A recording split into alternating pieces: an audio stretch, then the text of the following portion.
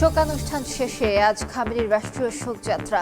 ইমাম হোসেন স্কোয়ারে মানুষের ঢল, সবচেয়ে বড় জনসমাগমের প্রত্যাশা, বন্ধ তেহরানের আকাশসীমা। যুদ্ধবিরতির মধ্যেও গাজায় ইসরায়েলি হামলা, নিহত 2 ফিলিস্তিনি। জেরুজালেমে নতুন বসতি স্থাপনের ঘোষণা নেতানিয়াহুর। জটিল হচ্ছে দ্বিরাষ্ট্রভিত্তিক সমাধান। ইউক্রেনের জাপোরিজিয়ায় গ্লাইড বোমা হামলা রাশিয়ার, পুলিশ কর্মকর্তা নিহত ও আহত 13। সীমান্তবর্তী অঞ্চলে বাফার জোন গড়ে তোলার ঘোষণা ক্রেমলিনের। কিছুতেই নিয়ন্ত্রণে আসছে না ইউরোপের দাবানল। গ্রিস, ফ্রান্স, স্পেন ও পর্তুগালে হাজার হাজার হেক্টর বনভূমি পুড়ে ছাই। ঝুঁকি আরও বাড়ার শঙ্কা বিশেষজ্ঞদের।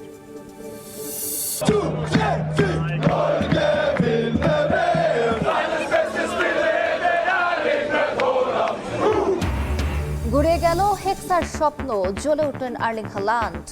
জোড়া গোল খেয়ে আসর থেকে ব্রাজিলের বিদায়। কোয়ার্টার ফাইনাল নিশ্চিত করে মাঠ ছাড়ল নরওয়ে।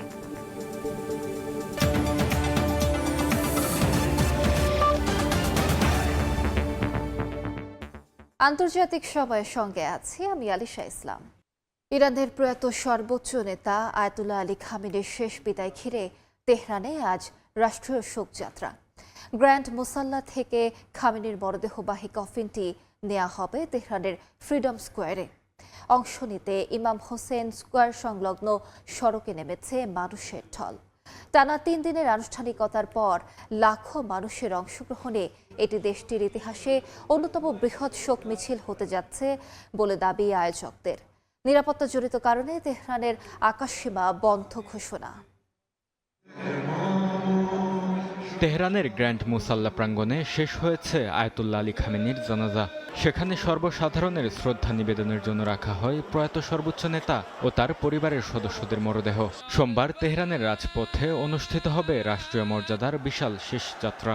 এরপর শোক আয়োজনের অংশ হিসেবে তার মরদেহ ইরানের বিভিন্ন শহরের পাশাপাশি প্রতিবেশী ইরাকেও নেওয়া হবে। শোকের আয়োজনে অংশ নেয়া লাখো মানুষ আমেরিকা ও ইসরায়েল বিরোধী স্লোগান দেন। একই সঙ্গে মার্কিন ইসরায়েলি হামলায় খামেনি ও দেশটির শীর্ষ কর্মকর্তারা নিহত হওয়ার ঘটনায় প্রতিশোধের দাবিও তুলেন তারা। রাজনীতি বিশ্লেষকরা মনে করছেন, ইরান এ আয়োজনকে কেবল ধর্মীয় শোকানুষ্ঠান নয়, বরং জাতীয় ঐক্য, প্রতিরোধ এবং রাষ্ট্রীয় সংহতির দৃষ্টান্ত হিসেবে তুলে ধরছে।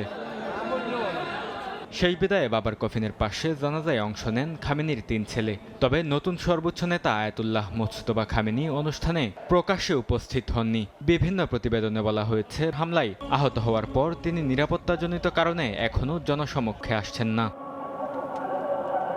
শেষকৃত্যে নিরাপত্তা শঙ্কায় সোমবার পুরোপুরি বন্ধ থাকবে তেহরানের আকাশসীমা। একই সঙ্গে মেহরাবাদ আন্তর্জাতিক বিমানবন্দর ও ইমাম খুমেনি আন্তর্জাতিক বিমানবন্দরে সব নিয়মিত ফ্লাইট স্থগিত থাকবে। মঙ্গলবার মেহরাবাদ বিমানবন্দরে ফ্লাইট চলাচল স্বাভাবিক হলেও ইমাম খুমেনি বিমানবন্দর বন্ধ থাকবে আরও একদিন। এছাড়া 9 জুলাই চূড়ান্ত দাফন উপলক্ষে মাশহাদের আকাশসীমা ও শহীদ হাশেমিনাজাদ আন্তর্জাতিক বিমানবন্দরের কার্যক্রমও সাময়িকভাবে বন্ধ থাকবে। তবে মাশহাদগামী ফ্লাইট ছাড়া দেশের অন্যান্য অঞ্চলে বিমান চলাচল স্বাভাবিক থাকবে বলে জানিয়েছে কর্তৃপক্ষ। বরকতুল্লাহ, সময় সংবাদ। ইরানের প্রয়াত সর্বোচ্চ নেতা আয়াতুল্লাহ আলী খামেনির মৃত্যুর পর তার ছেলে মোজতবা খামেনির জনসম্মুখে না আসা নিয়ে তৈরি হয়েছে রহস্য। গত ফেব্রুয়ারিতে যুক্তরাষ্ট্র ও ইসরায়েলের যৌথ হামলায় বাবার মৃত্যুর পর থেকে 56 বছর বয়সী নতুন সর্বোচ্চ নেতাকে আর প্রকাশ্যে দেখা যায়নি। নিরাপত্তা সংকটের কারণে তেহরানের চলমান খামেনির রাষ্ট্রীয় শোকযাত্রায়ও তিনি অংশ নিচ্ছেন না। তবে প্রকাশ্যে না এলেও দেশটির রাষ্ট্রীয় গণমাধ্যমে প্রতিনিয়ত প্রচার হচ্ছে তার একের পর এক লিখিত বার্তা ও কড়া হুঁশিয়ারি। যুক্তরাষ্ট্র ও ইসরায়েলের বিমান হামলায় ইরানের সর্বোচ্চ নেতা আয়াতুল্লাহ আলী খামেনির মৃত্যুর পর তার ছেলে মোজতবা খামেনি দেশের নতুন শীর্ষ পদে বসেন। তবে দায়িত্ব নেয়ার পর থেকেই এক অদৃশ্য অন্তরালে রয়েছেন 56 বছর বয়সী নতুন সর্বোচ্চ নেতা। তেহরানে খামেনির রাষ্ট্রীয় শোক যাত্রা চললেও সেখানে দেখা মেলেনি মোজতবার। ইরানি কর্মকর্তাদের দাবি, ইসরায়েলের পক্ষ থেকে ক্রমাগত গুপ্ত হত্যার হুমকি থাকায় কঠোর নিরাপত্তা সতর্কতার কারণে তিনি এই অনুষ্ঠানগুলোতে সশরীরে উপস্থিত হচ্ছেন না। খোদ ইরানের রাজনৈতিক অঙ্গনে গুঞ্জন রয়েছে, যে হামলায় তার বাবা নিহত হয়েছিলেন সেই একই হামলায় মোজতবা খামেনি নিজেও গুরুতর আহত হয়েছিলেন। নিজের শারীরিক অসুস্থতা ও আহত হওয়ার পাশাপাশি নতুন করে ইসরায়েলি হামলার আশঙ্কাই তাকে জনসমক্ষে আসা থেকে দূরে সরিয়ে রেখেছে বলে ধারণা করছেন অনেক আন্তর্জাতিক বিশ্লেষক। তবে সশরীরে উপস্থিত না থাকলেও ইরানের রাষ্ট্রীয় গণমাধ্যমে নতুন সর্বোচ্চ নেতার নামে নিয়মিত একাধিক গুরুত্বপূর্ণ বিবৃতি ও নির্দেশনা জারি করা হচ্ছে। গত 18 জুন যুক্তরাষ্ট্র ও ইরানের মধ্যে স্বাক্ষরিত সমঝোতা স্মারকেও তিনি লিখিত বার্তায় অনুমোদনের কথা জানান। সমঝোতার পাশাপাশি ওয়াশিংটন ও তেলাবিবের বিরুদ্ধে নিজের অনড় অবস্থানের কথাও স্পষ্ট করেছেন নতুন এই সর্বোচ্চ নেতা। কড়া হুঁশিয়ারি দিয়ে তিনি সম্প্রতি জানান, অপরাধীদের কৃতকর্মের জন্য উপযুক্ত শাস্তি নিশ্চিত করা হবে। এই বার্তার মধ্য দিয়ে তিনি বুঝিয়ে দিয়েছেন, গোপনে থাকলেও দেশের নীতি নির্ধারণে তার পূর্ণ নিয়ন্ত্রণ আছে। ফারহাদ চৌধুরী, সময় সংবাদ। আগামী 8 জুলাই ইরাকের কারবালায় নেওয়া হবে ইরানের প্রয়াত সর্বোচ্চ নেতা আয়াতুল্লাহ আলী খামেনির মরদেহ। প্রশ্ন উঠছে, ইরাকে কেন তার মরদেহ নেওয়া হবে? বাগদাদের জন্য কতটা গুরুত্বপূর্ণ খামেনির শোকানুষ্ঠান? এর পেছনে অন্য কোনো বার্তা আছে কিনা?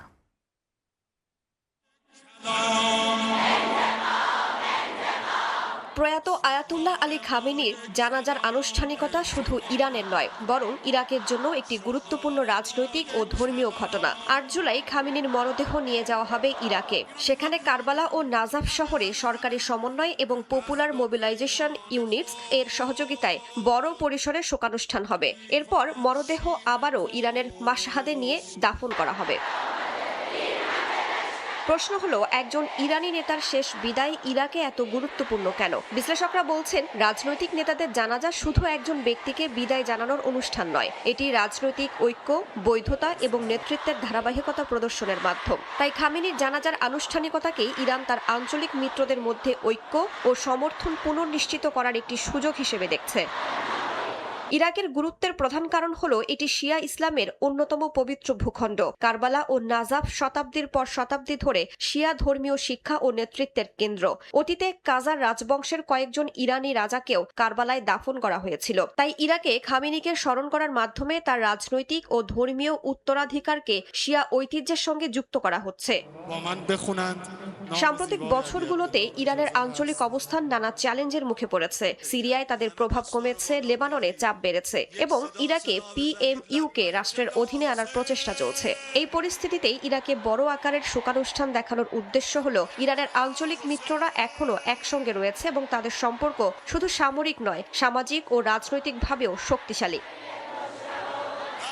খামেনির জানাজার আনুষ্ঠানিকতা 4 মাস পর হচ্ছে। এই সময়ে ইরান আবারও যুক্তরাষ্ট্রের সঙ্গে আলোচনা শুরু করেছে। উপসাগরীয় দেশগুলো আঞ্চলিক উত্তেজনা কমানোর চেষ্টা করছে এবং ইরাক নিজেকে যুদ্ধ থেকে দূরে রাখার নীতি অনুসরণ করছে। তাই খামেনির জানাজার আনুষ্ঠানিকতা শুধু অতীতকে স্মরণ করার নয়, বরং মধ্যপ্রাচ্যের একটি নতুন রাজনৈতিক পর্যায়ের প্রতীক হিসেবেও দেখা হচ্ছে। রাইসা জান্নাত, সময় সংবাদ। ইরানের প্রয়াত সর্বোচ্চ নেতা আয়াতুল্লাহ আলী খামেনিকে দাফন করা হবে তার জন্মস্থান মাশহাদে। এটি পবিত্র শহর হিসেবে পরিচিত। মাশহাদ শুধু ইরান নয়, বিশ্বের একটি গুরুত্বপূর্ণ ঐতিহ্যবাহী শহর। মাশহাদকে কেন পবিত্র নগরী বলা হয়, কেনই বা এত গুরুত্বপূর্ণ, তা নিয়েই এবারের প্রতিবেদন। মাশহাদ ইরানের দ্বিতীয় বৃহত্তম শহর এবং রাজাভি খোরাসান প্রদেশের রাজধানী। 4 মিলিয়নেরও বেশি মানুষের বসবাস এই শহরে। এটি শুধু একটি বড় নগরী নয়, বরং ইরানের অন্যতম গুরুত্বপূর্ণ ধর্মীয়, সাংস্কৃতিক ও অর্থনৈতিক কেন্দ্র। প্রতি বছর বিশ্বের বিভিন্ন দেশ থেকে লাখ লাখ তীর্থযাত্রী এখানে আসেন। মাশহাদ নামের অর্থ হলো শহীদের স্থান। এই শহর বিশেষভাবে পরিচিত কারণ এখানে শিয়া মুসলমানদের 8ম ইমাম রেজার মাজার অবস্থিত। ইমাম রেজা পবিত্র ভবনের মধ্যে রয়েছে বিখ্যাত গোহারসাদ মসজিদ, গ্রন্থাগার, জাদুঘর এবং ধর্মীয় শিক্ষা প্রতিষ্ঠান। এটি বিশ্বের অন্যতম বৃহৎ ও সম্মানিত ইসলামী ধর্মীয় স্থান। ঐতিহাসিকভাবে মাশহাদ ছিল প্রাচীন সিল্ক রোডের একটি গুরুত্বপূর্ণ শহর। বাণিজ্য, জ্ঞানচর্চা ও সংস্কৃতির বিকাশে এই শহরের বিশেষ অবদান রয়েছে। এছাড়া কাজার আমলের দারুঘে হাউস ঐতিহ্যবাহী পারস্য স্থাপত্যের একটি সুন্দর নিদর্শন, যা বর্তমানে একটি জাদুঘর হিসেবে ব্যবহৃত হচ্ছে। সাহিত্য ও শিক্ষার ক্ষেত্রেও মাশহাদের গুরুত্ব অনেক। এই শহরের কাছে অবস্থিত তুস, যেখানে সমাধিস্থ আছেন বিখ্যাত পারস্য কবি ফিরদৌসি, যিনি মহাকাব্য শাহনামার রচনা করেন। এছাড়া ফিরদৌসি ইউনিভার্সিটি অব মাশহাদ ইরানের অন্যতম শীর্ষ বিশ্ববিদ্যালয়।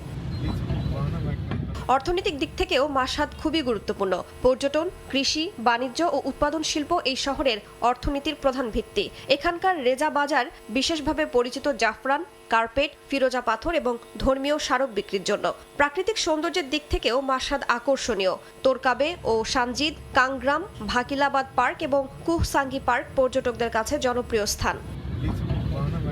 মাশহাদের খাবারের কথা না বললেই নয়। এখানকার বিখ্যাত খাবার শোলে মাশহাদি, যা মাংস, ডাল ও মশলা দিয়ে ধীরে ধীরে রান্না করা হয়। এছাড়া এখানকার উন্নত মানের জাফরান, নোগল এবং সোহান মিষ্টিও খুবই জনপ্রিয়। সব মিলিয়ে এটি শুধু ইরানের নয়, বিশ্বের একটি গুরুত্বপূর্ণ ঐতিহ্যবাহী শহর। রাইসা জান্নাত, সময় সংবাদ। গাজা সিটিতে ইসরায়েলি ড্রোন হামলায় নিহত হয়েছেন 2 ফিলিস্তিনি। একই সময়ে ইসরায়েলি হেফাজতে থাকা কামাল আদওয়ান হাসপাতালের পরিচালক ডাক্তার হুসাম আবু সাফিয়ার জীবন নিয়ে নতুন করে উদ্বেগ প্রকাশ করেছে মানবাধিকার সংস্থাগুলো। এরই মধ্যে জেরুজালেমে নতুন বসতি সম্প্রসারণের ঘোষণা ইসরায়েলি প্রধানমন্ত্রীর। বিশ্লেষকরা মনে করছেন, বসতি সম্প্রসারণের নীতি 2 রাষ্ট্রভিত্তিক সমাধানের সম্ভাবনাকে আরও জটিল করে তুলছে।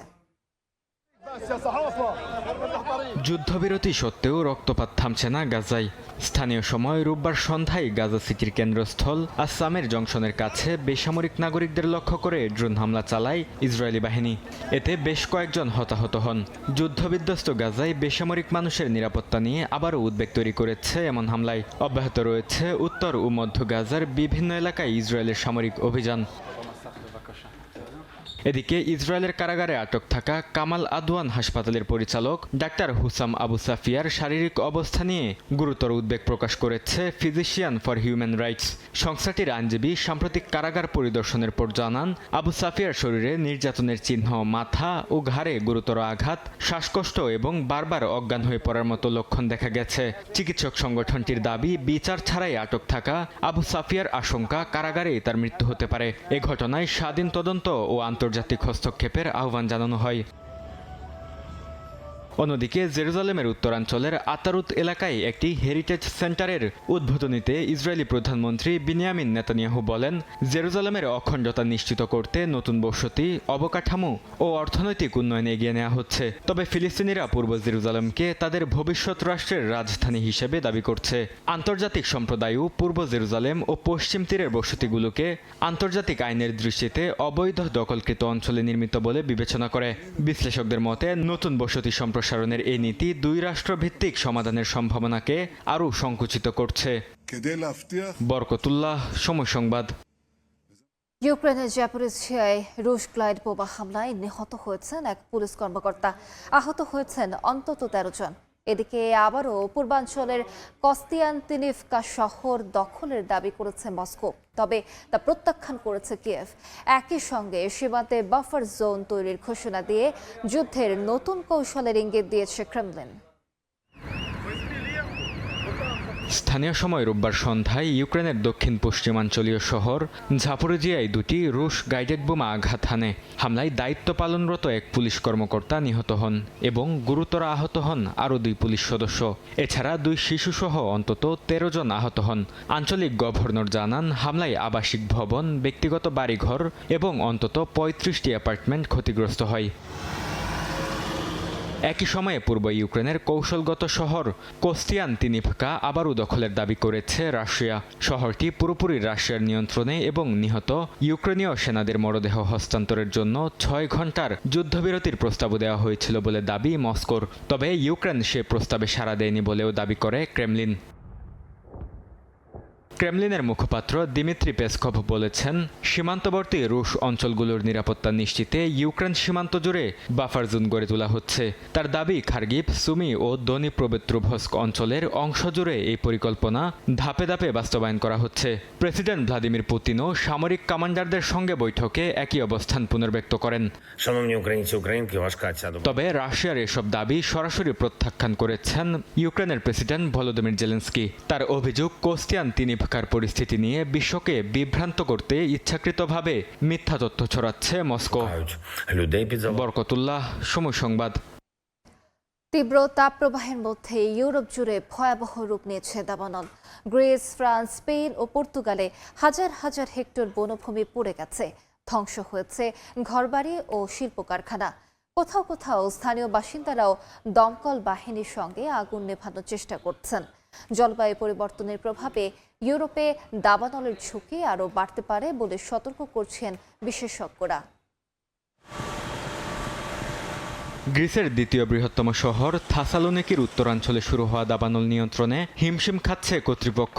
আগুন দ্রুত ছড়িয়ে পড়ে বনাঞ্চল ও কৃষি জমিতে, এমনকি শিল্প এলাকায় পুড়ে যায় 2টি কারখানা। আগুন নিয়ন্ত্রণে কয়েকশো দমকল কর্মীর পাশাপাশি বিশেষায়িত বন অগ্নি নির্বাপন ইউনিট, বিমান ও হেলিকপ্টার মোতায়েন করা হয়েছে। এ ঘটনায় এক প্রবীণ ব্যক্তিকে আটক করেছে পুলিশ। তার গাড়ি থেকে বের হওয়া স্ফুলিঙ্গ থেকেই আগুনের সূত্রপাত বলে অভিযোগ করা হয়। ফ্রান্সের দক্ষিণ পশ্চিমাঞ্চলেও দ্রুত ছড়িয়ে পড়েছে দাবানল। স্পেন সীমান্ত ঘেঁষা পারপিনিয়া অঞ্চলে প্রায় 1,500 হেক্টর এলাকা পুড়ে গেছে। পরিস্থিতি নিবিড়ভাবে পর্যবেক্ষণ করছে কর্তৃপক্ষ। আগুনের প্রভাব পড়তে পারে বিশ্বের অন্যতম মর্যাদাপূর্ণ সাইক্লিং প্রতিযোগিতা ট্যুর ডি ফ্রান্সেও। আয়োজকরা জানান, প্রয়োজন হলে তৃতীয় ধাপের রুট পরিবর্তন কিংবা প্রতিযোগিতা স্থগিতের সিদ্ধান্ত নেওয়া হতে পারে। স্পেনের কাতালোনিয়া অঞ্চলে চলমান কয়েকদিনের ভয়াবহ দাবানল এখন অনেকটাই নিয়ন্ত্রণে। 2,300 হেক্টরের বেশি এলাকা ক্ষতিগ্রস্ত হলেও রক্ষা পেয়েছে অধিকাংশ আবাসিক এলাকা। 7টি বাড়ি ও একটি গুদাম আগুনে ক্ষতিগ্রস্ত হয়। নিরাপদে ফিরে আসতে শুরু করেছেন স্থানীয় বাসিন্দারা। তাদের ভাষ্য, দমকল বাহিনীর দ্রুত ও সমন্বিত পদক্ষেপ বড় ধরনের প্রাণহানি ও ব্যাপক ক্ষয়ক্ষতি ঠেকাতে গুরুত্বপূর্ণ ভূমিকা রেখেছে। একই চিত্র পর্তুগালেও। উত্তরাঞ্চলের ছোট শহর সার্কুসা সংলগ্ন এলাকায় দাবানলে পুড়ে গেছে 11,000 হেক্টরের বেশি বনভূমি।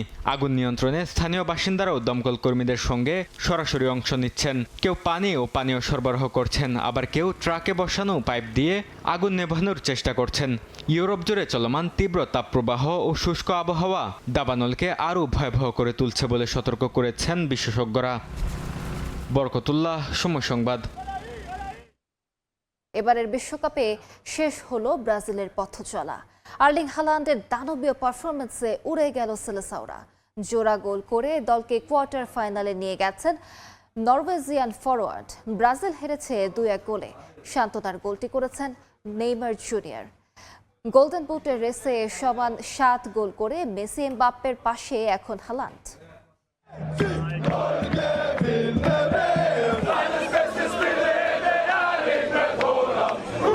একজন আর্লিং হালান্ডের কাছেই উড়ে গেল ব্রাজিল। 80 মিনিট পর্যন্ত অক্ষত থাকা জালটা ছিঁড়ে খুঁড়ে ফেললেন এই নরওয়েজিয়ান ফরওয়ার্ড।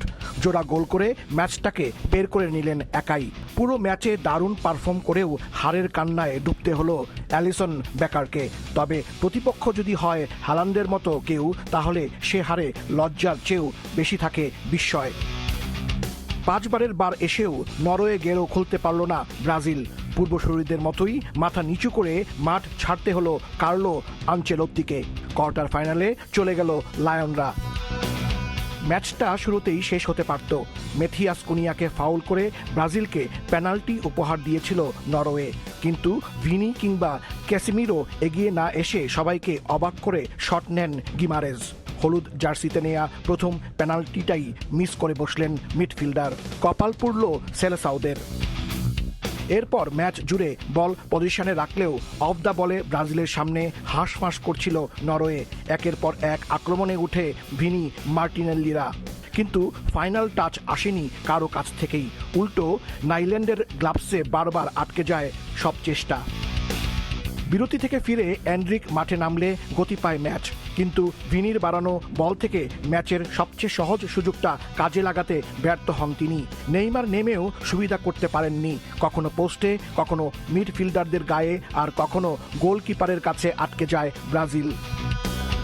পরে যোগ করা সময়ের শেষ সেকেন্ডে একটা পেনাল্টি পেলে নিজের কারিশমা দেখান নেইমার জুনিয়র, কিন্তু ম্যাচ ততক্ষণে শেষ। রেফারির বাঁশি বাজতেই আনন্দে ফেটে পড়ে নিউ জার্সি। উন্মাতাল স্টেডিয়ামে চলে ভাইকিং রো। 28 বছর পর বিশ্বকাপে ফিরে নরওয়ে এখন কোয়ার্টার ফাইনালে। কতদূর আর যেতে পারবে তারা? সেই প্রশ্নের উত্তর মেলবে ফ্লোরিডার মায়ামির হার্ড রক স্টেডিয়ামে 11 জুলাই। সেই পর্যন্তই এখন অপেক্ষা। হাসানুজ্জামান সাকি, সময় সংবাদ, ম্যাটলাইফ স্টেডিয়াম, নিউ জার্সি, যুক্তরাষ্ট্র। নরওয়ের অবিস্মরণীয় জয়ে ধূলিসাৎ হলো ব্রাজিলের হেক্সা মিশনের স্বপ্ন। কোটি কোটি ভক্তদের কাঁদিয়ে বিশ্বকাপ থেকে বিদায় নিল সেলেসাওরা। ঐতিহাসিক জয়ে উচ্ছ্বসিত নরওয়ে ভক্তরা। নিউ জার্সির মেটলাইফ স্টেডিয়াম ছিল কানায় কানায় পূর্ণ। খেলা দেখেছেন বিপুল সংখ্যক বাংলাদেশীয়। যদিও ব্রাজিলের খেলা তাদের সবাইকেই হতাশ করেছে।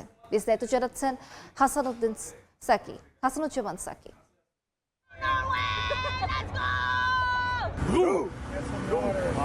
নিউ ইয়র্ক ও নিউ জার্সির ম্যাটলাইফ স্টেডিয়ামে নরওয়ে ভক্তদের উৎসব। হলুদ বসন্তের ছটা একেবারে হারিয়ে গেল লালের আবিরে। সেলেসাওদের হারে তাই কাঁদল ভক্তরা। টান টান উত্তেজনায় ভরপুর ম্যাচে শেষ হাসিটা হাসলো আর্লিং হালান্ডের দল। Great upset, good game. Feel great, man. Feel great. Amazing game. Only good vibes. You know, we're here to win it, so we'll see.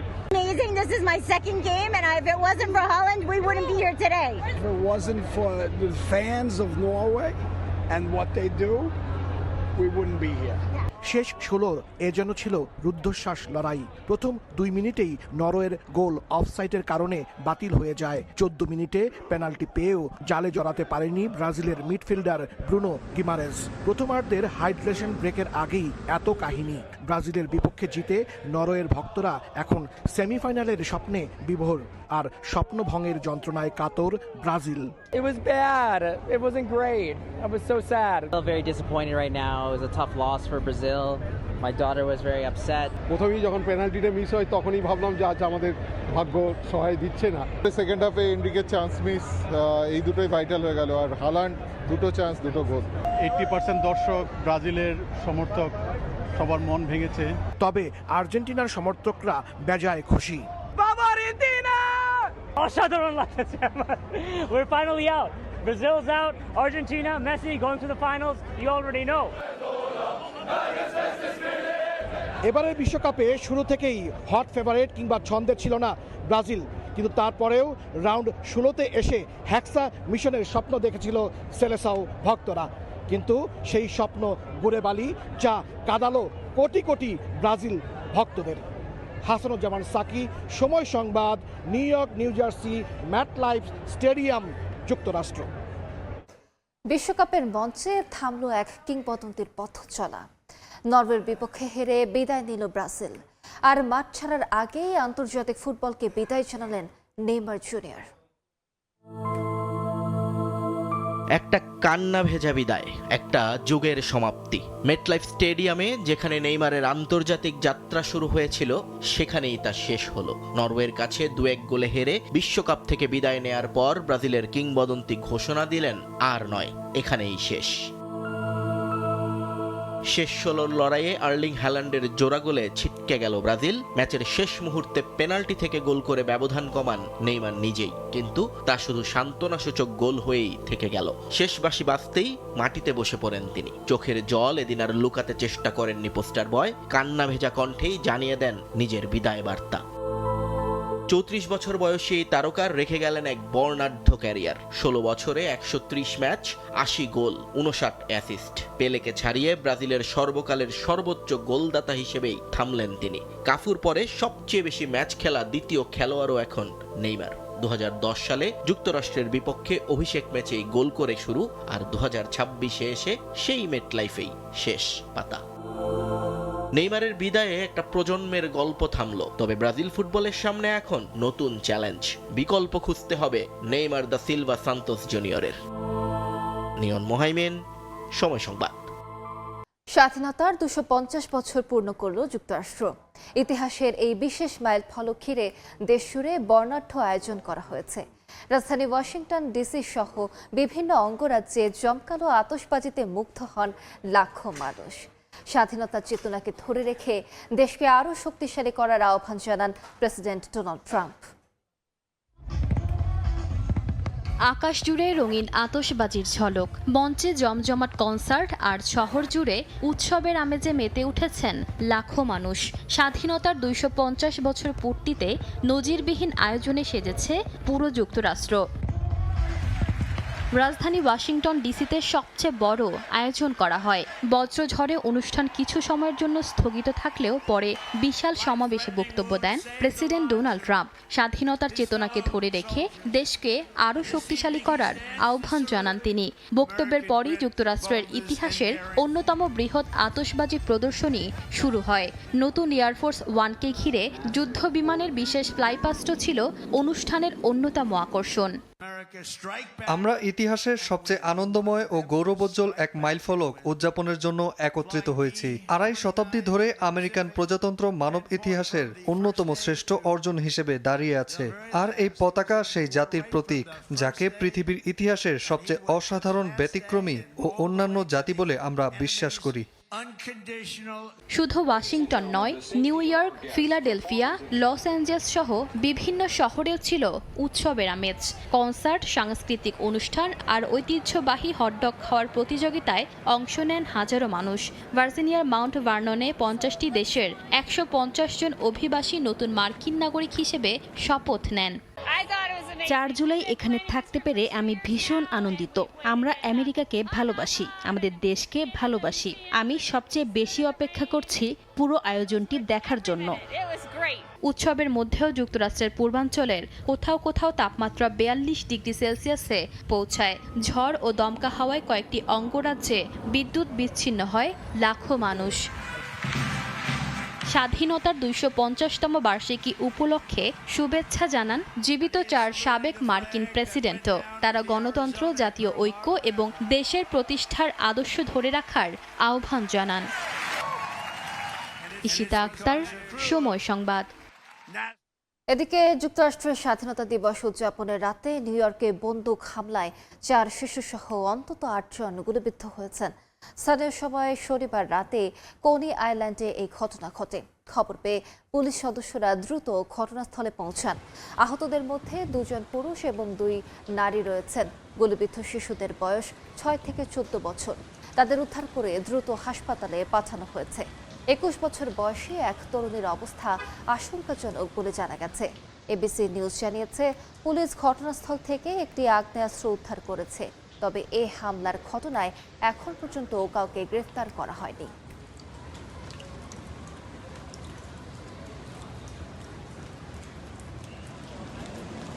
ভারতের পশ্চিমবঙ্গে এক কিশোরীকে সংঘবদ্ধ ধর্ষণের পর হত্যার অভিযোগকে কেন্দ্র করে ব্যাপক সহিংসতা ছড়িয়ে পড়ছে।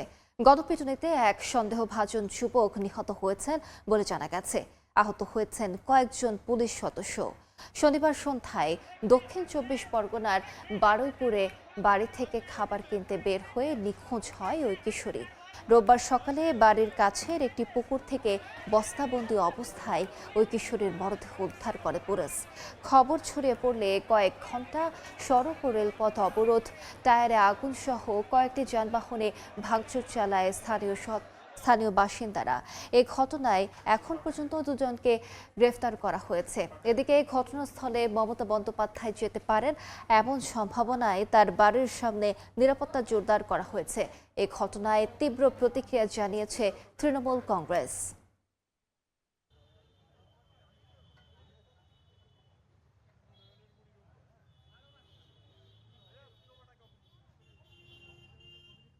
নেটোর শীর্ষ সম্মেলন ঘিরে তুরস্কের রাজধানী আঙ্কারায় বিক্ষোভে নেমেছে দেশটির কমিউনিস্ট পার্টি। নেটো বিরোধী মিছিলে অংশ নেয়া শতাধিক বিক্ষোভকারীকে আটক করেছে পুলিশ। অন্যদিকে এই অভিযানকে নাগরিক অধিকার দমনের অভিযোগ তুলে সরকারের সমালোচনা করেছে বিরোধী দলগুলো। আগামী মঙ্গলবার ও বুধবার আঙ্কারায় অনুষ্ঠিত হতে যাচ্ছে ন্যাটোর শীর্ষ সম্মেলন। 32টি সদস্য দেশের নেতা এবং জোটের অংশীদার দেশগুলোর প্রতিনিধিদের অংশগ্রহণকে সামনে রেখে কঠোর নিরাপত্তার চাদরে পুরো রাজধানী। বিক্ষোভ সমাবেশে নিষেধাজ্ঞা, গুরুত্বপূর্ণ সড়ক বন্ধ এবং বিভিন্ন এলাকায় ব্যারিকেড বসিয়েছে কর্তৃপক্ষ। এমন পরিস্থিতিতে রোববার রাজধানীর কিজিলা স্কোয়ারে নেটো বিরোধী মিছিল করে তুরস্কের কমিউনিস্ট পার্টি বা টিকেপি। এতে প্রশাসনের সদস্য সহ শতাধিক কর্মীকে আটক করা হয় বলে দাবি করে দলটি। বিক্ষোভকারীরা নেটোকে কটূক্তি করে বিভিন্ন স্লোগান দেন। এ সময় পুলিশ টিয়ার গ্যাস ছুড়ে মিছিল ছত্রভঙ্গ করে দেয়। একই সময় ইস্তানবুলের তাকসিম স্কোয়ার থেকে দুলমাবাহচে পর্যন্ত টিকেপির আরেকটি মিছিলে শত শত মানুষ অংশ নেন। এছাড়া কাদিকয় এলাকায় বামপন্থী সংগঠনগুলোর পৃথক দুটি বিক্ষোভ অনুষ্ঠিত হয়, যেখানে বিপুল পুলিশ মোতায়েন থাকলেও কোনো সংঘর্ষের ঘটনা ঘটেনি। নেটোর বিরুদ্ধে তুরস্ক জুড়ে প্রতিবাদ গড়ে তোলার প্রতিশ্রুতি বাস্তবায়ন করার কথা জানান টিকেপির মহাসচিব। এদিকে নেটো সম্মেলনের অজুহাতে দেশটিকে কার্যত আটক কেন্দ্রে পরিণত করা হয়েছে বলে অভিযোগ কুর্দিপন্থী ডিইএম পার্টির। প্রধান বিরোধী সিএইচপিও এসব আটককে মৌলিক অধিকার খর্ব হয়েছে বলে মনে করছে। এর আগে সন্ত্রাস বিরোধী অভিযানের অংশ হিসেবে আঙ্কারায় 103 জন এবং দেশজুড়ে সাংবাদিক, শিক্ষাবিদ ও অধিকার কর্মী সহ বেশ কয়েকজনকে আটক করা হয় বলে জানিয়েছে স্থানীয় গণমাধ্যম। বরকতুল্লাহ, সময় সংবাদ। আলবেনিয়ার রাজধানী তিরানায় আবারও সরকার বিরোধী বিক্ষোভে নেমেছেন হাজারো মানুষ। টানা ৩৫ দিনের আন্দোলনে এবার প্রধানমন্ত্রী এডি রামার পদত্যাগের দাবিও জোরালো হয়েছে। রাজধানী তিরানার বিভিন্ন সড়কে মিছিল করেন হাজারো বিক্ষোভকারী। শুরুতে একটি বিতর্কিত পর্যটন উন্নয়ন প্রকল্পের বিরোধিতা থেকে আন্দোলনের সূচনা হলেও এখন তা প্রধানমন্ত্রী এডি রামার সরকারের বিরুদ্ধে বৃহত্তর আন্দোলনের রূপ নিয়েছে। এদিন আলবেনিয়া বিক্রির জন্য নয় লেখা ব্যানার নিয়ে দুর্নীতির বিরুদ্ধে প্রতিবাদ জানান বিক্ষোভকারীরা। বিপর্যয়ের ১৩তম দিনেও ধ্বংসস্তূপে চলছে উদ্ধার অভিযান। ভেনেজুয়েলার তথ্য মন্ত্রণালয় জানিয়েছে ২৪ জুনের জোড়া শক্তিশালী ভূমিকম্পে এখন পর্যন্ত ২,৯৫৪ জনের মৃত্যু হয়েছে। আহত হয়েছেন ১৬,৫৯২ জন। ক্ষতিগ্রস্ত হয়েছে ৮৫৬টি ভবন, যার মধ্যে ১৯০টি সম্পূর্ণ ধসে পড়েছে। এ পর্যন্ত ৬,৪৬২ জনকে জীবিত উদ্ধার করা হয়েছে। ক্ষতিগ্রস্ত এলাকায় চলছে এখনও উদ্ধার কাজ। বৈরী আবহাওয়ার দাপটে বিশ্বের বিভিন্ন অঞ্চলে বাড়ছে দুর্ভোগ। চীনের হাইনান প্রদেশে আঘাত হেনেছে গ্রীষ্মমণ্ডলীয় ঝড় মাইসাক, যার প্রভাবে জারি করা হয়েছে ব্যাপক সতর্কতা।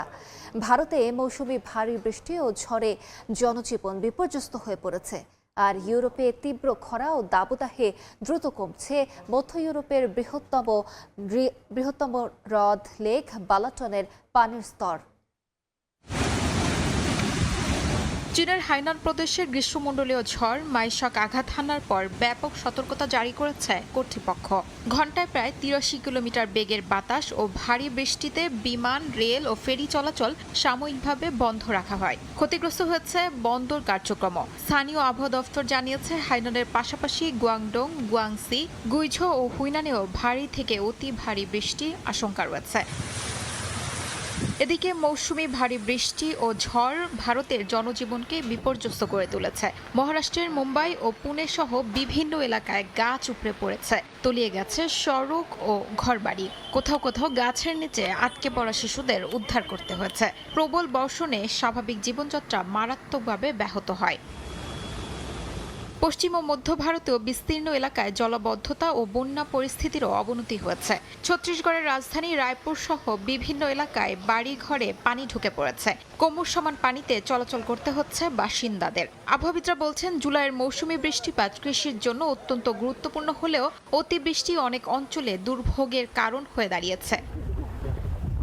অন্যদিকে মধ্য ইউরোপের বৃহত্তম হ্রদ লেক বালাটনের পানির স্তর দ্রুত কমে যাওয়ায় নতুন উদ্বেগ তৈরি হয়েছে। বিভিন্ন স্থানে বালুচর জেগে উঠছে, আরও বিস্তৃত হয়েছে অগভীর এলাকা। বিশেষজ্ঞদের মতে দীর্ঘস্থায়ী খরা, স্বাভাবিকের তুলনায় কম বৃষ্টিপাত এবং তীব্র তাপপ্রবাহ এই পরিস্থিতির প্রধান কারণ। শিউলি রোসা, সময় সংবাদ। বাণিজ্য ও প্রযুক্তি খাতে সম্পর্ক জোরদারে একসঙ্গে কাজ করবে চীন সুইডেন। শনিবার স্টকহোমে অনুষ্ঠিত বৈঠকে বিষয়টি জানান দুই দেশের পররাষ্ট্রমন্ত্রীরা। আলোচনায় নিয়মিত রাজনৈতিক সংলাপ শুরু করার বিষয়েও সিদ্ধান্ত নেয় দুদেশ। পাশাপাশি বাণিজ্য, বিজ্ঞান ও প্রযুক্তি, কৃত্রিম বুদ্ধিমত্তা এবং টেকসই উন্নয়নের মতো খাতে সহযোগিতা বাড়ানোর বিষয়ে একমত হন তারা। চীনের পররাষ্ট্রমন্ত্রী বলেন, সুইডেনের সঙ্গে স্থিতিশীল সম্পর্ক এগিয়ে নিতে চায় বেজিং। সুইডেন জানায়, দু দেশের মধ্যে শিক্ষা, গবেষণা ও যোগাযোগ আরও বাড়ানো হবে। পাশাপাশি আন্তর্জাতিক আইন ভিত্তিক বিশ্ব ব্যবস্থা রক্ষায়ও একসঙ্গে কাজ করার অঙ্গীকার করে দুদেশ। ফিনল্যান্ডে ফুড ডেলিভারি কোম্পানির নতুন নিয়মের ঘোষণায় মিশ্র প্রতিক্রিয়া দেখা দিয়েছে বাংলাদেশি শিক্ষার্থীদের মধ্যে। অগস্ট থেকে আর অন্যের আইডি ব্যবহার করে ডেলিভারির সুযোগ থাকছে না। এতে পড়াশোনার পাশাপাশি উপার্জন বন্ধের আশঙ্কা আন্তর্জাতিক শিক্ষার্থীদের। ফিনল্যান্ড থেকে মহিউদ্দিন মধু রিপোর্ট। ফিনল্যান্ডে সর্ববৃহৎ ফুড ডেলিভারি প্রতিষ্ঠান ওল্ট কুরিয়ার পার্টনার অ্যাকাউন্ট দিয়ে যে কেউ করতে পারেন ডেলিভারির কাজ। কাজের পরিমাণ, শহর, সময় এবং চাহিদার উপর নির্ভর করে কোনো কোনো শিক্ষার্থী মাসে আয় করে থাকেন কয়েকশো থেকে কয়েক হাজার ইউরো। পড়াশোনার পাশাপাশি নিজের খরচ চালানো কিংবা দেশে অর্থ পাঠানোর ক্ষেত্রেও এই আয়ের উপর নির্ভরশীল অনেকেই। বেশিরভাগেরই নিজের নামে ওল্টের অ্যাকাউন্ট না পেয়ে পরিচিত কারো অ্যাকাউন্ট ব্যবহার করে ডেলিভারি করতেন। বিনিময়ে মাসিক নির্দিষ্ট অর্থের অনেকটাই চলে যায় আইডির মালিকের কাছে। ফলে প্রকৃত পরিশ্রম করলেও পুরো অর্থ হাতে পেতেন না কাজ করা ব্যক্তি। এখন যারা নতুন আসবে তারা যদি এই আইডিটা না পায় তাহলে সেক্ষেত্রে তাদের আসলে জীবিকা নির্বাহ করা একটু কঠিন হয়ে যাবে, কারণ নতুন যারা স্টুডেন্ট তারা এসে একটা সমস্যায় পড়বে। আগস্ট থেকে শুরু হচ্ছে নতুন নিয়ম, যা কার্যকর হলে এই সাবস্টিটিউট ব্যবস্থার অবসান ঘটবে। অর্থাৎ যার নামে অ্যাকাউন্ট কেবল তিনি ডেলিভারির কাজ করতে পারবেন। এমন সিদ্ধান্তে সবচেয়ে বেশি উদ্বিগ্ন আন্তর্জাতিক শিক্ষার্থীরা। তাদের অনেকেরই এখনও ওল্টের নিজস্ব অ্যাকাউন্ট নেই। তবে বিষয়টির ইতিবাচক দিকও দেখছেন কেউ কেউ। এটা তো একটা বিরাট একটা ইম্প্যাক্ট পড়বে, কারণ হচ্ছে অনেকে এখন চিন্তা করা শুরু করছে যে আসলে ওরা কি করবে এখন, কারণ এখানে কিন্তু মোটামুটি একটা জব ক্রাইসিস, সেটা সবাই জানে। তারা 20 থেকে 40% টাকা কেটে নিত, এটা এক ধরনের শোষণ। এখন এই সিন্ডিকেটটি বন্ধ হয়ে যাবে এবং দীর্ঘদিন যারা আইডির জন্য অপেক্ষা করতেছিল তারা হয়তো বা এখন আইডি পাবে। ফিনল্যান্ডে জীবনযাত্রার ব্যয় তুলনামূলক বেশি। বাসা ভাড়া, খাবার, পরিবহন এবং অন্যান্য খরচ সামলাতে পার্ট টাইম আয়ের বিকল্প নেই খুব একটা। তাই ওল্টে কাজের সুযোগ না থাকলে নতুন শিক্ষার্থীদের আর্থিক চাপ আরও বাড়তে পারে। ফুড ডেলিভারি কোম্পানি ওল্টের নতুন সিদ্ধান্ত ভাবিয়ে তুলেছে ফিনল্যান্ডের আন্তর্জাতিক শিক্ষার্থীদের। বাংলাদেশ থেকে যেসব শিক্ষার্থীরা নতুন করে ফিনল্যান্ডে আসবেন তাদের ভাবতে হবে প্রাথমিক উপার্জনের পথ নিয়ে। মহিউদ্দিন মধু, সময় সংবাদ, ফিনল্যান্ড। তারকা ডিফেন্ডারদের অপ্রত্যাশিত পারফরম্যান্স এবং গুরুত্বপূর্ণ ফুটবলারদের ইনজুরি, এই দুই কারণে এই বিশ্বকাপে ভরাডুবি হয়েছে ব্রাজিলের। এছাড়া ভুল সময়ে পেনাল্টি মিস কিংবা গোলের সুযোগ হাতছাড়া করার বিষয়গুলো তো থাকছেই। সব মিলিয়ে হেক্সা জয় করতে এসে ব্রাজিলের আরও একটা বিশ্বকাপ শেষ হলো মাঝপথে। কেন রাউন্ড অফ 16 থেকেই বাদ ব্রাজিল, যুক্তরাষ্ট্র থেকে তাই ব্যাখ্যা করার চেষ্টা করেছেন এসএম ইকবাল। মার্কিন যুক্তরাষ্ট্রে ব্রাজিলের যে হেক্সা মিশন সম্পন্ন হচ্ছে না সেটা জানতেন কার্লো অ্যানচেলোত্তি নিজেই। শুধু অ্যানচেলোত্তি নন, ব্রাজিলের 56% মানুষের ভরসা ছিল না এই দলের প্রতি যে তারা বিশ্বকাপ জিতবে। এদের মধ্য থেকে 46% মনেই করেননি যে এই দলটা কোয়ার্টার ফাইনালের গণ্ডি পেরোতে পারে। তবে 27 থেকে 35% কিন্তু ঠিকই ভরসা ছিল ব্রাজিল হয়তোবা তাদের ষষ্ঠ বিশ্বকাপ শিরোপা জিতে গেলেও জিতে যেতে পারে। তবে কার্লো অ্যানচেলোত্তির ভাবনাতে এমনটা ছিল না। ব্রাজিলের এবারের যে স্কোয়াড, তাদের কিন্তু মিডফিল্ডটা মোটামুটি দুর্দান্ত ছিল। আক্রমণ ভাগে ভিনিসিয়াস তো অসাধারণ, প্রথম ম্যাচগুলোতে অসাধারণ পারফরমেন্স করেছেন। যদিও একটা জায়গায় ঘাটতি ছিল, সেটা কোনো না কোনোভাবে ব্রাজিল উতরে গেছে, কিন্তু রক্ষণে যে গ্যাপ, সেই গ্যাপটা কিন্তু ঠিকই ছিল। এখন অনেকে বলতে পারেন যে ব্রাজিলের এই দলটার রক্ষণে আসলে গ্যাপটা কোথায়। আমি এর আগেও বলেছিলাম যে সেন্টার ব্যাক পজিশনে গ্যাব্রিয়েল মাগালেস আর মার্কিনিউস, এই দুইজনের কিছুটা ঘাটতি আছে।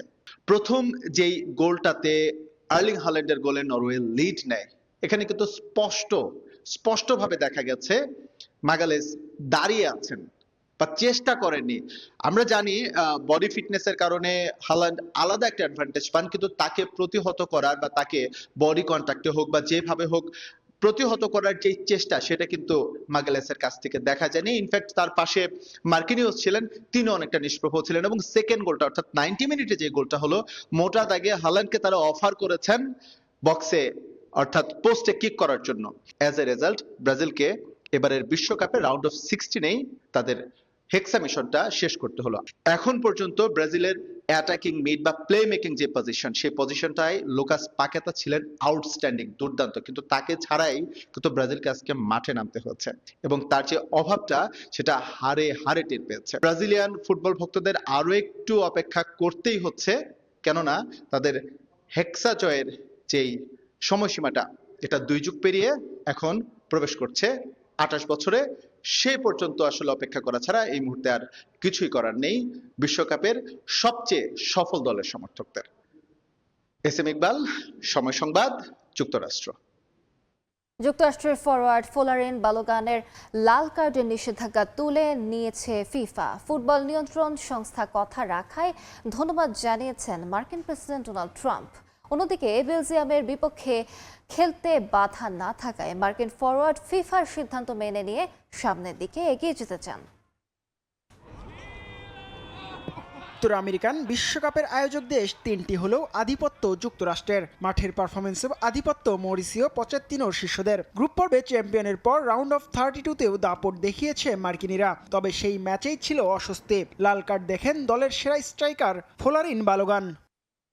বসনিয়া হার্জেগোভিনার বিপক্ষে দ্বিতীয়ার্ধে তারিক মাহারেমিভিচের ডান গোড়ালিতে পা দিয়ে আঘাত করেন বালোগান। এই ফাউলের পর সরাসরি তাকে লাল কার্ড দেখান রেফারি। তাতেই দুশ্চিন্তা শুরু হয় যুক্তরাষ্ট্রের। শেষ ষোলোতে দুর্দান্ত ফর্মে থাকা ফরওয়ার্ডকে ছাড়াই মাঠে নামতে হবে তাদের, কারণ ফিফার নিয়ম অনুযায়ী লাল কার্ড দেখলে 1 ম্যাচ নিষেধাজ্ঞা পায় ফুটবলার, আর সরাসরি রেড কার্ড দেখা ফুটবলার খেলতে পারেন না 2 ম্যাচ। বালোগান লাল কার্ড দেখার পর থেকেই সমালোচনা হচ্ছিল। যুক্তরাষ্ট্রের মানুষরা চাচ্ছিলেন প্রেসিডেন্ট ডোনাল্ড ট্রাম্প ফিফার সঙ্গে কথা বলে এই স্ট্রাইকারকে বেলজিয়ামের বিপক্ষে ফিরিয়ে আনুক। মার্কিন প্রেসিডেন্টের সঙ্গে ফিফা সভাপতি জিয়ান্নি ইনফান্তিনোর ভালো সখ্যতা রয়েছে, সেটা সবারই জানা।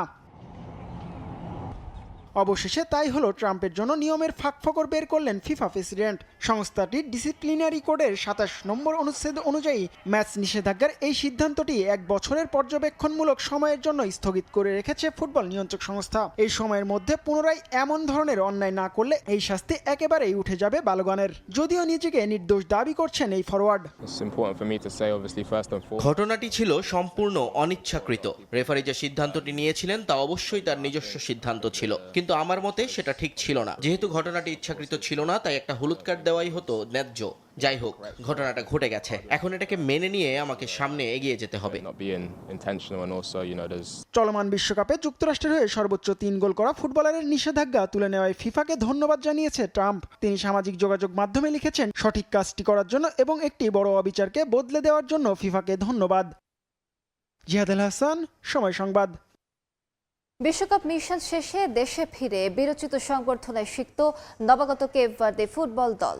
রাজধানী প্রাইয়াতে বিমান অবতরণের পর সাধারণ মানুষের ঢাকঢোল পিটিয়ে ভোজিনিয়াদের স্বাগত জানান। রাস্তায় দেশটির পতাকা, প্রিয় দলের জার্সি পরে উচ্ছ্বাস প্রকাশ করেন তারা। প্রথমবার বিশ্বকাপের মতো সবচেয়ে বড় আসরে আটলান্টিকের বাসিন্দা কেপ ভার্দে। গ্রুপ পর্ব সহ 4 ম্যাচের কোনোটিতেই জয় না পেলেও হার কেবল একটিতে, তাও আবার রাউন্ড অফ 32 নকআউট পর্বে ভোজিনিয়াদের স্বপ্নের তারকা লিওনেল মেসির আর্জেন্টিনার বিপক্ষে। বিশ্বকাপ মিশন শেষ, তবে তাদের যাত্রাটা কেবল শুরু। সৌদি আরব, উরুগুয়ে ও স্পেনের বিপক্ষে পারফরমেন্স, বিশেষ করে গোলরক্ষক ভোজিনহার দুর্ভেদ্য দুর্গ ভাঙতে না পারার গল্প বহুদিন মনে রাখবে মানুষ। আর্জেন্টিনার কাছে 3-2 গোলে বিদায় নিয়েও তারা গর্বিত। রাজধানী প্রাইয়ায় অবতরণের পর দলকে বিরচিত সংবর্ধনা দেওয়া হয়। কেপ ভার্দে ফুটবল ফেডারেশনের আয়োজিত এই অনুষ্ঠানে হাজারো সমর্থক অংশ নিয়ে ঐতিহাসিক এই দলের প্রতি শ্রদ্ধা জানান। দলের দেশে ফেরার দিনটি ছিল কেপ ভার্দের স্বাধীনতা দিবস, যা প্রতি বছর 5 জুলাই উদযাপিত হয়। ফলে সংবর্ধনাটি আরও বিশেষ তাৎপর্য পায়। দলের আগমনের আগে ফেডারেশনের সমর্থকদের জাতীয় দলের নীল জার্সি পরে এবং দেশের পতাকা হাতে নিয়ে রাজধানীর শোভাযাত্রায় অংশ নেয়। নেলসন ম্যান্ডেলা আন্তর্জাতিক বিমানবন্দর থেকে শুরু হওয়া শোভাযাত্রাটি প্রাইয়া শহরের ঐতিহ্যবাহী লেম ফেরেইয়া, ফাজেন্ডা, ভিলা নোভা, আচাদা দে সান্তো আন্তেনিও, প্রাইনহা, কেব্রা কানেলা এলাকাগুলো অতিক্রম করে। পুরো শহর জুড়ে এটি পরিণত হয় এক বিশাল গণ উৎসবে। এই সংবর্ধনা প্রমাণ করে এবারের বিশ্বকাপ অভিযানে দেশটির ফুটবল ইতিহাসে কতটা গভীর ছাপ রেখে গেছে। একই সঙ্গে ব্লু শার্টসদের এই প্রজন্মকে কেপ ভার্দের ফুটবল ইতিহাসের অন্যতম প্রজন্ম হিসেবে প্রতিষ্ঠিত করেছে। আগামী 4 বছর পর 24তম আসরের জন্য নতুন রূপে আরও আগ্রাসী হয়ে ফেরার স্বপ্ন কেপ ভার্দের। আব্দুল্লাহ শাফি, সময় সংবাদ। আন্তর্জাতিক সময়ের শীর্ষ সংবাদগুলো জানিয়ে দিচ্ছে আরেকবার। শোকানুষ্ঠান শেষে আজ খামেনির রাষ্ট্রীয় শোকযাত্রা। ইমাম হোসেন স্কোয়ারে মানুষের ঢল, সবচেয়ে বড় জনসমাগমের প্রত্যাশা, বন্ধ তেহরানের আকাশসীমা। ইউক্রেনের জ্যাপরিজিয়ায় গ্লাইড বোমা হামলা রাশিয়ার, পুলিশ কর্মকর্তা নিহত, আহত 13। সীমান্তবর্তী অঞ্চলে বাফার জোন গড়ে তোলার ঘোষণা ক্রেমলিনের।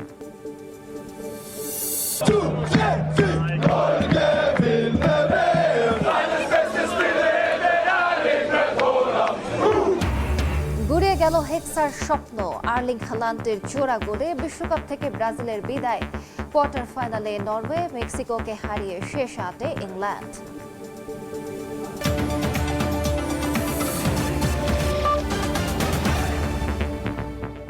এই ছিল আন্তর্জাতিক সময়।